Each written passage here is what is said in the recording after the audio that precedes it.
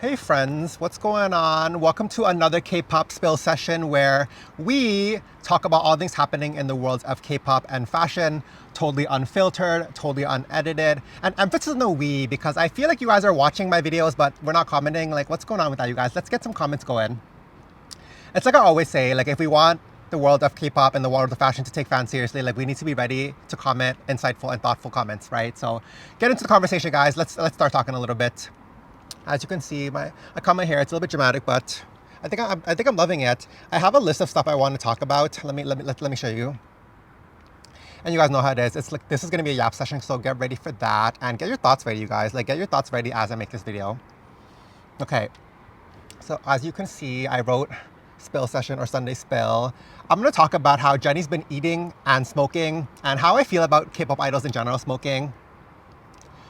What's this mess with Stray Kids and the stylist drama? Like I've been seeing it on Twitter a lot, but like Twitter honestly is all drama. Like let me get off of Twitter, honestly. Yeah, so what's going on with Stray Kids and their stylist mess? And then I also want to talk about NC2127 and their comeback teasers for their latest comeback. I low-key feel like it's dragging on a little bit long, but also at the same time, the comeback teasers are actually pretty cool. I'll explain why.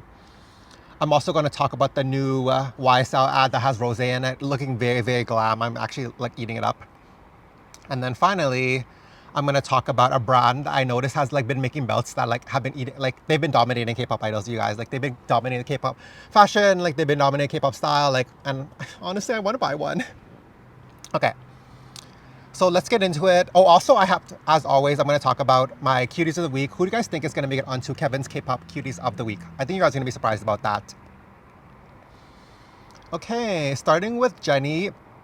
Jennie's been eating, you guys. She really has been eating and she also has been smoking, and honestly, I can't lie, I love it so far. So recently Jennie went to like this like Chanel, I think it was like a jewelry event in Korea. And one thing about Jennie is that whenever she goes to an event, she's gonna be looking glam. Her glam squad is very much on point, you guys. Like her makeup always eating, hairstyle always eating, the way she styled, it's always a 10, you guys. It's a 10 across the board and I love to see it. This time she wore this kind of like choker watch thing, looked really great, and her hair had like these little braids and looked honestly really fantastic. And I don't know, I feel like the relationship with Jennie and Chanel is so like, to me it's like so like it's so funny to me because I just feel like Jennie really does whatever she literally does whatever she wants when it comes to Chanel. Like when she wants to show up, she shows up. She doesn't, she doesn't. I don't really, because recently one thing, like Chanel's artistic director, I've talked about this already in my past videos, but Chanel's like creative director just recently left, and I don't feel like that phased Jennie at all. I don't think she was particularly ever close to the creative director. I feel like, again, when it comes to Chanel, she just does whatever. And I feel like Chanel knows that Jennie is like very like you have Jennie, you know what I mean? You just can't fumble Jennie. You just have to let Jennie do whatever she wants. And like, so the fact that she went to like the Jacquemus show, or like she closed the Jacquemus show in Capri, and then like now she's at like a random Chanel event in Korea, like it's just so random, but I honestly love to see it. It also makes me wonder like how much longer she's going to be a Chanel ambassador. I think it's a great brand for her. Actually, it matches her very well, but I really do feel like Chanel honestly gets more, at this point at least, Chanel gets more out of the relationship than Jennie does. I feel like Jennie's like, I feel like Jennie has very much transcended having to be like representative of like a few brands. I feel like she can just, at this point, like she's just like in general like a fashion girl, you know what I mean? She doesn't have to be tied to a single brand. I feel like at this point she can just do whatever and like everyone's still gonna love her in the fashion industry. So yeah, she's very much, not even just Jennie, honestly, all of Blackpink in terms of like brand partnerships and like in the fashion industry, they're all very much unicorns, you guys. But yeah, what did you guys think of Jennie? Oh yeah, like back to Jennie. Why am I trying to close that whole like part up? I want to talk about how recently she was caught vaping. Actually, wasn't really caught vaping. Homegirl like uploaded a vlog on her like vlog channel that had her vaping in it. So I don't know, like maybe it was low-key kind of intentional that she was showing that, or maybe they thought it would be funny, or like whoever edited thought it would be funny. I don't know. But so a fan like, or like people like obviously noticed that she was like vaping in the video, like while she was getting her like makeup done, like indoors, and like someone actually like, apparently somebody actually like reported it to like, I don't know, the Korean embassy in Italy. Like these fans are doing way too, not even fans, the antis are doing way too much of that. Anyway, so like she got back and she like Ateez or whatever, her agency, they posted a like an apology or whatever. I don't know why they even felt the need to do that. I mean, I guess like not that it's inappropriate that she's smoking. She can really, honestly, I really believe that she can do whatever she wants. Like any of these idols, like if they want to smoke, they can smoke. But I think that low key, it is like, I mean, I don't know. Like I was gonna say it's like a bad, like it's like a, like it's like a bad example. Like someone sees it and they're like, oh, like let me start vaping, let me start smoking because Jennie makes it so glam. Which honestly, it honestly looks so glam. Let me get a drag, Jennie. Let me get a drag of your vape. But yeah, but to be honest with you, I really don't care that idols smoke. If they want to smoke, they can. If they don't, they don't. Like, I feel like so many idols smoke, so many idols vape. And honestly, I noticed, like, I'm sure a lot of them actually smoke, but yeah, like, I feel like, to be honest, personally, I don't care that she vapes. It's not a big deal at all to me, but... So I'm surprised, I'm surprised that she would go out and make, like, an apology about that. I don't think it was necessary. I don't know, what do you guys think? Do you guys think it was necessary for her to apologize? Or do you feel like, low-key, it was intentional that they included it in the vlog? Because I don't know, you guys. I also, like, a part of me feels like if you guys watch the vlog clip where she's like seen vaping, it's not even like she was like in the background and like someone like didn't notice it and like included in the vlog. Like she's literally the main subject of the like clip and she's just fully she's just fully vaping. I know this is those LA girls, like those LA girls that she's hanging out with are bad examples for Jennie in LA. Like it's them that's like convincing me to do all this. But yeah, like as you can see, the weather's like very bad. Like it's very dark. I have like increased exposure on my camera. But yeah, to be honest, personally, I don't care that she's vaping. I don't care that idols vape. If anything, let me get a drag of the vape, Jennie. Yeah, what do you guys think? Let me know.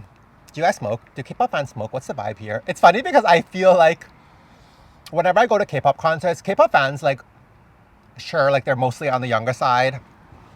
But I actually don't notice a lot of like people smoking. Even at the BTS concert where there's so many people, like even older people, not a lot of people smoke. Or maybe it's just like I don't smoke, so I'm not in the areas where I would see people smoking.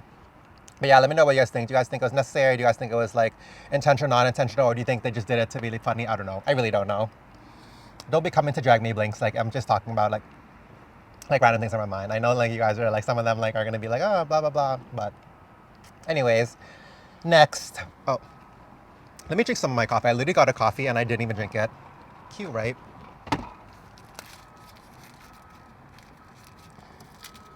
I've been trying to find like a good iced coffee in my area. Like so far, like none of them they're not doing it for me at all. It's funny that all these idols drink like iced Americanos. Couldn't be me, the acid in that. I need to have some kind of dairy in it to like cancel out the acid. But I got an iced coffee or a cold brew, whatever, with coconut and then in a large cup with extra ice. It has to be very, very icy or else I'm not going to be into it at all.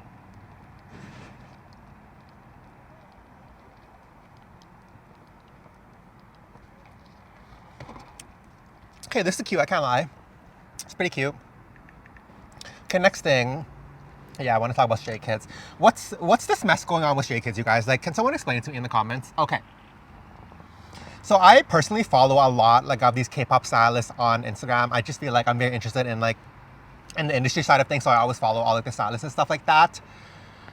And so I noticed that one person that has been like styling for Stray Kids a lot, not exclusively. I noticed that Stray Kids doesn't really use like any stylists in particular like, exclusively. They have different stylists for different occasions or like different comebacks, but there's one stylist in particular styles them like often. And recently, maybe like last week, I noticed that he posted on his Instagram story that he doesn't post, like he didn't style Stray Kids, or he doesn't do styling for Stray Kids, whatever that means. It was very like, it was kind of like vague, but at the same time, like he mentioned like not something about not styling Stray Kids.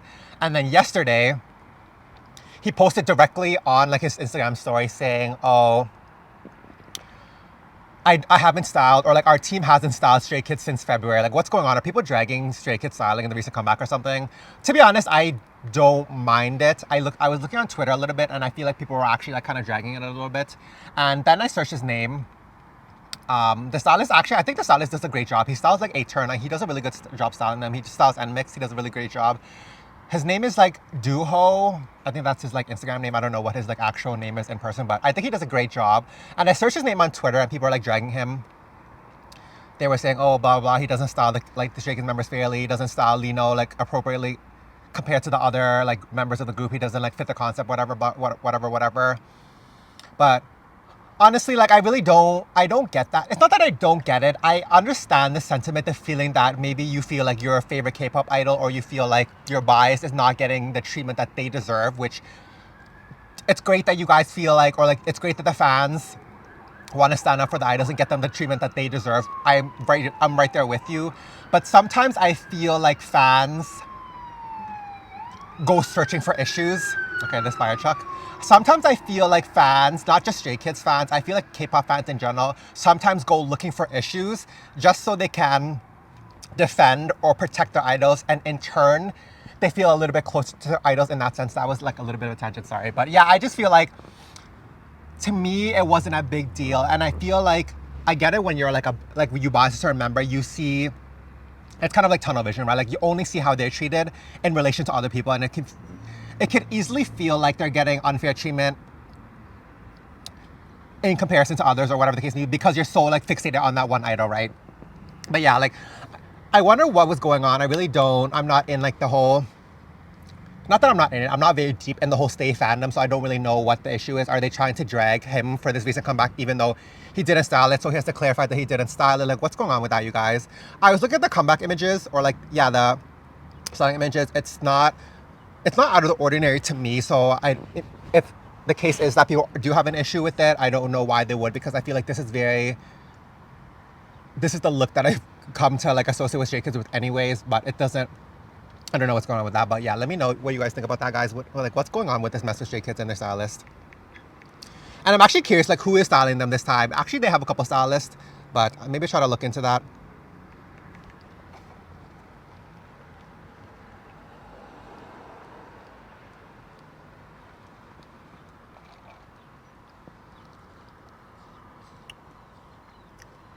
One thing I've been saying is that I really want to talk, like, I really want to work on not talking so fast. Like, the way I'm blazing through this and the way I talk so fast in general, like, I'm trying to, like, calm it down a little bit.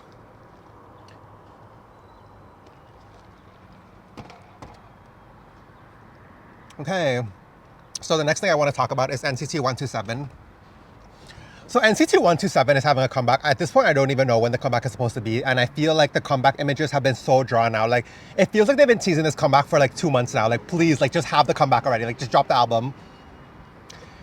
But yeah, this comeback is actually really interesting to me. It's the first time I've seen it. So the concept of their comeback, like their comeback promotions and their comeback teasers and this and that, the overall concept is that they're kind of spoofing a magazine, and not necessarily like a traditional like printed physical magazine. They're kind of spoofing these online digital Instagram and like digital publication type of magazines. And the way they're doing that is because one example is that they like, one thing that a lot of these online publications and digital media, even like I do it as a content creator, is that they'll post an image of like whatever group idol person, and then they overlay it with like white text, and like that's kind of like the cover image of like an Instagram post, an Instagram carousel. And so NCT has actually done that themselves, and they're kind of spoofing a digital publication by pretending that the page itself is a publication, and like the group is the group that they're interviewing as part of the publication, if that makes sense. Does that make sense? I know that sounds like very like meta, but essentially, yeah, they're kind of spoofing what it means to be like an online publication.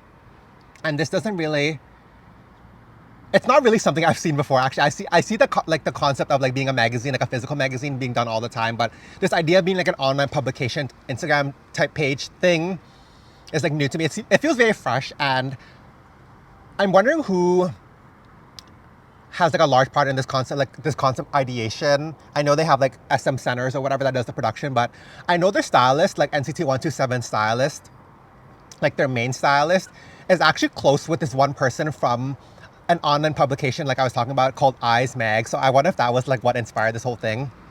I don't know, but it's a really interesting concept. I really like to see it. I feel like this is like a little bit more unique. And honestly, one thing about me, you guys, I love NCT 127. Like, I think they're such cuties. I think they're like one of the best looking groups. It's crazy that like all these people are in the same group. Like, do you guys take that in sometimes? Like, all of them are in the same group. But yeah, the concept was like really, really interesting to me. The only thing is I feel like it's a little bit, oh my God. I do feel like it's a little bit drawn out at this point. And the reason I noticed with like NCT 127 and like SM in general, like even for aespa, their concept teasing is going on for like a very long time. Like, it almost seems unnecessary. Like, it'll be going on for months. I really do feel like NCT has been teasing this comeback since like May. Like, it's been very dragged on. Like, I feel like for me, personally, I think like 1 month is like the max. You should be like max far out. You should be like teasing stuff ahead of time, like 1 month before the comeback actually happens. I feel like 2 months it kind of gets drawn out a little bit, and I'm just like starting to lose interest, and I'm not gonna like pay attention to it until like the actual like album comes out, or like the mini album comes out or whatever. But yeah, aespa did the same thing with the Japanese comeback. I feel like they were teasing it for so long, and before that, the Korean comeback for Supernova, I feel like that was going on forever.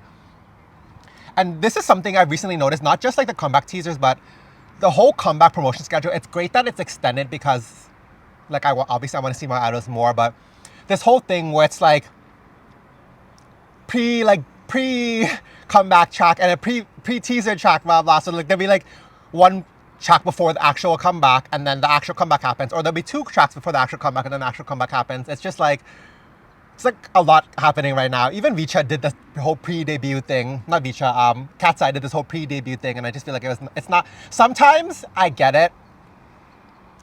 You want to release like a lot of content for your fans, and it's like I also get that they do this because sometimes you never know what song is going to be a hit, so they want to take as much, like they want to be able to play the field as much as they can, right? Like you're more likely to say like discover hit song if you promote 3 songs as opposed to 1, right? And aespa, I feel like experiences this a lot. Like I feel like a lot of the time their pre comeback tracks actually do better than the actual main comeback itself.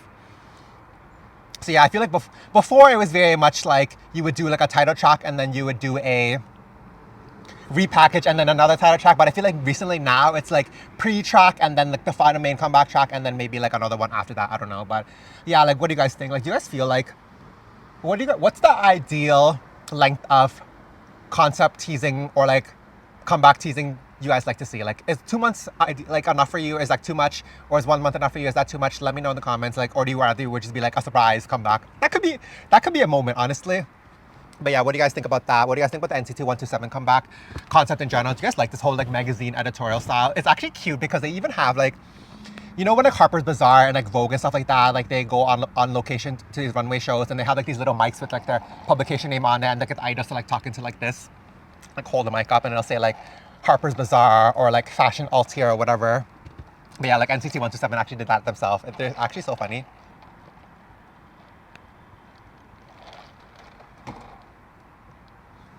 It's also funny because my hair is kind of giving like, it's kind of giving like Johnny and like tail, like those, like the frosted tips, but obviously mine's kind of looking crazy, but that's okay. Next thing I want to talk about. Oh yeah, I want to talk about the new, what's going on with Rose from Blackpink, you guys? I just feel like homegirl's just hanging out. She's like at these like random events. She went to the Amphar thing recently, that was cute. But yeah, like what's going on with Rose? I feel like she's been a little bit too quiet.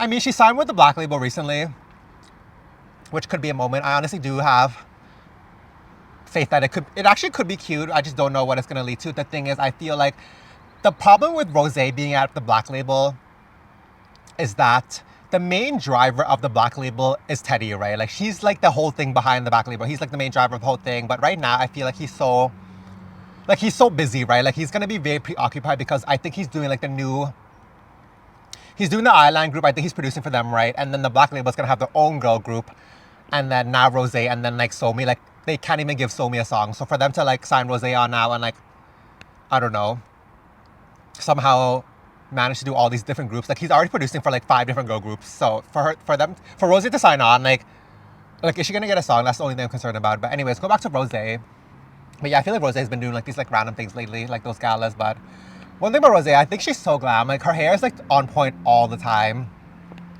And recently she was in the new ad campaign for YSL. It looked amazing. Like she's such a YSL girl, you guys. Like she's such a YSL girl. Like I love her for YSL. I feel like that's such a good fit. Like Anthony Vaccarello, the creative director of YSL, like he loves her, you guys. Like he loves her, and I feel like he always like does like such cool things with her. Like they always hang out. They hang out at like his house and this and that. But yeah, like I feel like he put her in this ad campaign. And the thing with Rose and Anthony and like YSL's relationship in general is I think that Rose, for the most part, really embodies the YSL spirit. I think she matches the aesthetic of the brand very well. Like she really matches the DNA of the brand. And so with this recent ad campaign, like it wasn't like a Rose focused ad campaign. It was actually part of like a larger scale campaign for YSL in general. And I think that says a lot in the sense that yes, sometimes these brands will do these ad campaigns and feature like K-pop artists just to get the attention of K-pop fans, right? And like they do it just to please and like they do it to kind of, I don't want to say, how do I say this? So, but yeah, how do I say this in a way that would kind of make sense, but it doesn't like, what I'm trying to say is that sometimes these brands will do ad campaigns starring the idol just to please the K-pop fans. They don't really care to like have the campaign be shown anywhere else. They only wanna do it. Is it pandering? Yes and no. I think it's, if they're using a K-pop idol, obviously they want to speak to K-pop audience. That's a given, right? But I think in this case with Rose, when she's integrated into a part of a whole campaign, I think for me, that shows that it's more so they utilize the Rose because she matches the overall DNA of the brand, and she integrates so well into the campaign, as opposed to making a campaign solely focused on her to speak to K-pop fans, right? For them to put her in a campaign that speaks to a global audience, I think that really shows that YSL and Anthony Vaccarello really see that Rose really embodies the YSL woman. You know what I mean? For them to use her aesthetics in like as a key visual of the brand, I think that's saying a lot, and I think it really matches. I think the ad campaign looks really great, and I don't really see a lot of people talking about it. So yeah, I wanted to talk about it a little bit. What do you guys think of the campaign? Do you guys see it already, or do you guys not really pay attention to it? Because you would only really, I mean, not to say that you'd only see it if you're like a fan of Rose, but I feel like they really kind of quietly dropped it on the YSL like Instagram page and like all that. But I'm wondering if they're gonna like post it on like at the store and like global billboards and stuff like that. I would like to see that. Like, I think it's such a great campaign. Ugh, Rose is such a YSL girl. Like, I love it, you guys. I really love it. Like, shout out to Anthony Vaccarello one time because he really did something with that.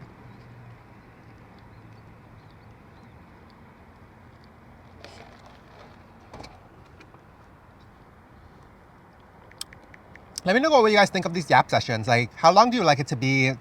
Right now it's at 22 minutes. Is that too long? Is that not long enough? You guys want me to talk for like 30 minutes? Or should we keep it like a cute 10, like 10, 15? I don't know. Let me know. Are you guys getting bored? Or you guys like want more?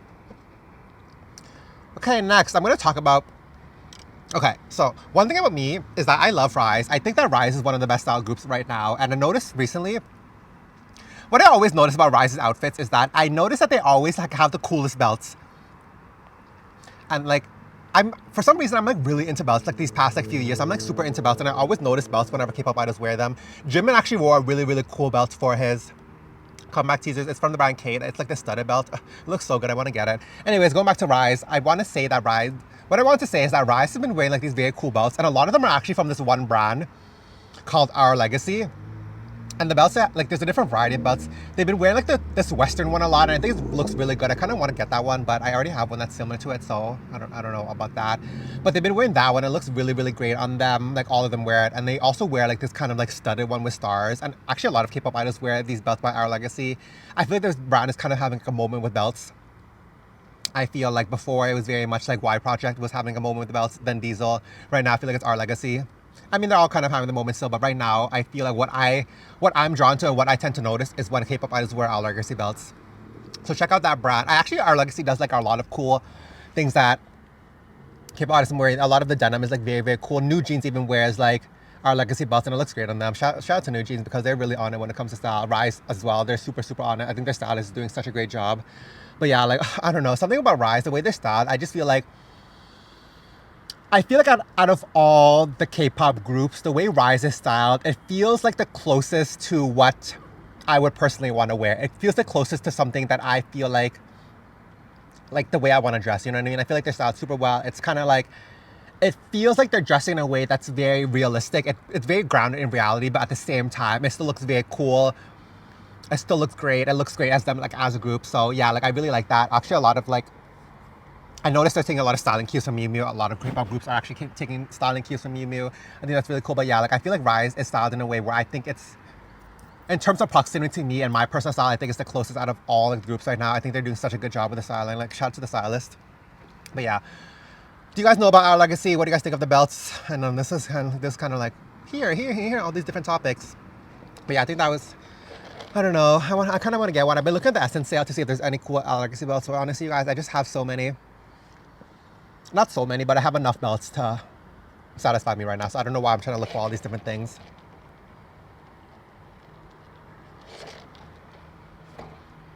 if anything, what I want to buy next is I want to buy the New Jeans drawstring version album. I think it's the one with the Takashi Murakami drawstring bag I was talking about last week.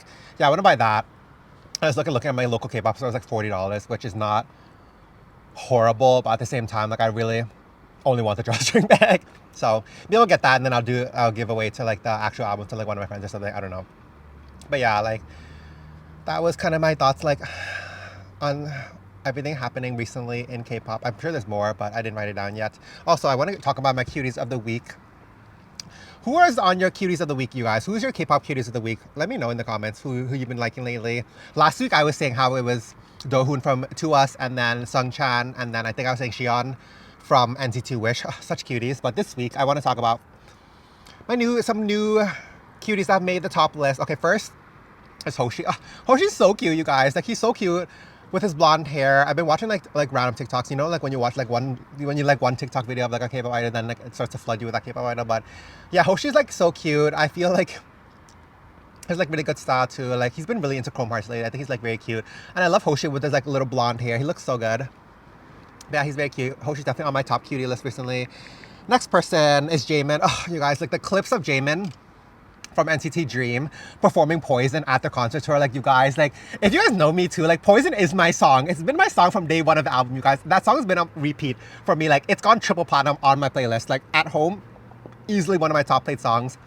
Even last year on my Spotify top played of the year, like, Poison was like number 3 or something like that. I'm telling you, Poison is my song. And so to see Jaemin performing Poison and like the outfit and everything, like, it's actually kind of overwhelming. Like, such a top cutie.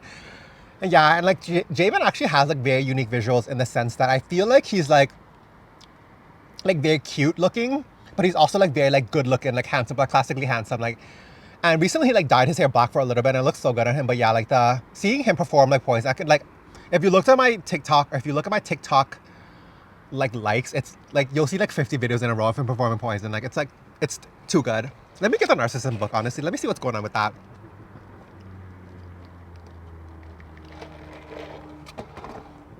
And finally, okay, another thing, if you guys know me, The Boys is one of my top groups, like top all groups of all time. And recently I've been really, okay, The Boys, recently I've been very much into Hyunjae from The Boys. They released like a new, like, I don't know, they like this series where like they're in like a, I don't even know what it is, like a sauna thing, like. But yeah, like they're like have a whole variety show. They split up into like 10 episodes. It's like too much, honestly. Let's just do one long episode. We don't need like 25 10-minute episodes. Anyway, so he's just so cute like in the thing. He's just so cute in the video. He's actually so good looking. He's actually one of like the best looking idols in my opinion. And it's crazy to me because The Boys actually is like one of the best looking groups overall. Like such a good looking group. Like, again, how do they get so many good looking people in one group? Especially because they're not one of like the big agencies. So for a smaller agency to somehow have gathered all these like lit looking people into one group, like how did you guys pull that off? Like SM, I can get that because SM gets like I was saying before, like SM gets basically first draft on all like the trainees, but for The Boys' agencies to get all these lit looking people in one group, like how do they do that, right? Like how did they get Hyunjae, they got Younghoon, they got Eric, they got Juyeon, like all these people are like extremely good looking. So yeah, Hyunjae's been kind of sticking out for me recently. I need to see him be an ambassador for some kind of like brand, you know, like I want to see by Fashion Week, you know, like it's like he's so good looking. I feel like it's being so, more people need to see his face. That's the thing.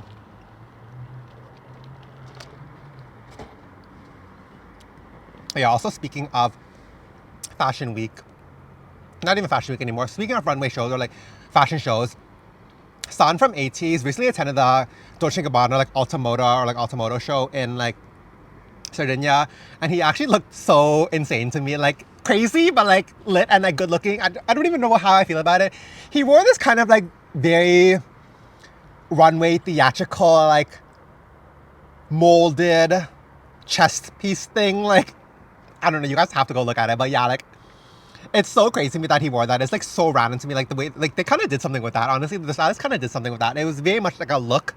It was very over the top, but in a good way. And that's the thing with these K-pop idols, is that the thing with K-pop idols, and the reason that I feel like they're incredibly valuable to the fashion ecosystem as a whole, is because they're able to pull off looks that normally no one else could be able to ever wear and pull off without it just looking completely insane and totally far-fetched and outlandish. Whereas when K-pop idols wear things, because we're so used to seeing them on the stage outfits and like with very like eccentric outfits, to see them in like these kind of bold outfits for other brands doesn't feel so shocking. It almost feels kind of natural and like suitable for them, right? So I don't think a lot of other people can say they can do the same thing or wear it in the same way and pull it off the same way like San can, or they can pull it off the same way Juyeon can, this and that.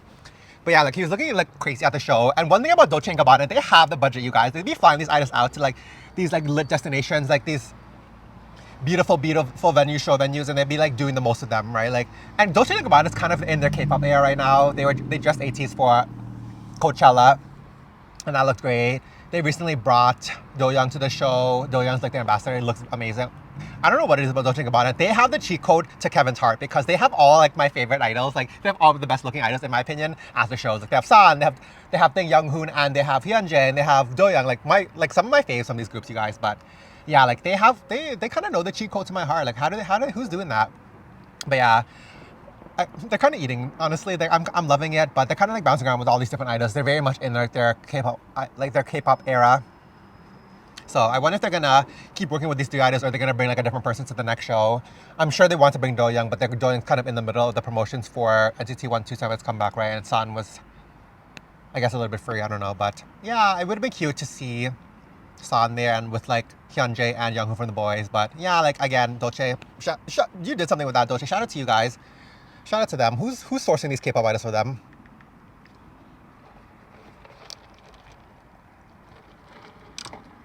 Yeah, that was the end of my list. I have nothing else to talk about. Let me know what you guys thought of San's look at the Dolce & Gabbana show. Was it completely insane, or were you kind of like living for it? The body was like very much there, you guys. But yeah, let me know what you guys thought of it in the comments. I'm telling you guys, please, like, if you have a thought, just say it. You know what I mean? Like, I'd love to hear what you guys think. Sometimes it feels like I'm just like talking to nobody. And then I'll be like posting my clips on like TikTok, and then yeah, like I don't know, they'd be commenting on it, I guess. But yeah, I want to hear what you guys think on YouTube. Like what do you guys think about it? And make sure to subscribe if you guys want to see more K-pop spill sessions and you guys want to learn more about K-pop fashion and the fashion industry. Because I'd be teaching you guys. You guys know I'd be teaching you guys. You guys know I'd be putting you guys into the inside scoop. But yeah, what do you guys think of this K-pop Yap session? Let me know in the comments what you guys want me to talk about in the next video, or if you feel like you disagree with me or you agree with me, let me know. Like, let's get some comments going, you guys. Like, I need to see them. Okay, bye. Do you guys like my hair? Let me know if you like my hair. It's kind of everything, right?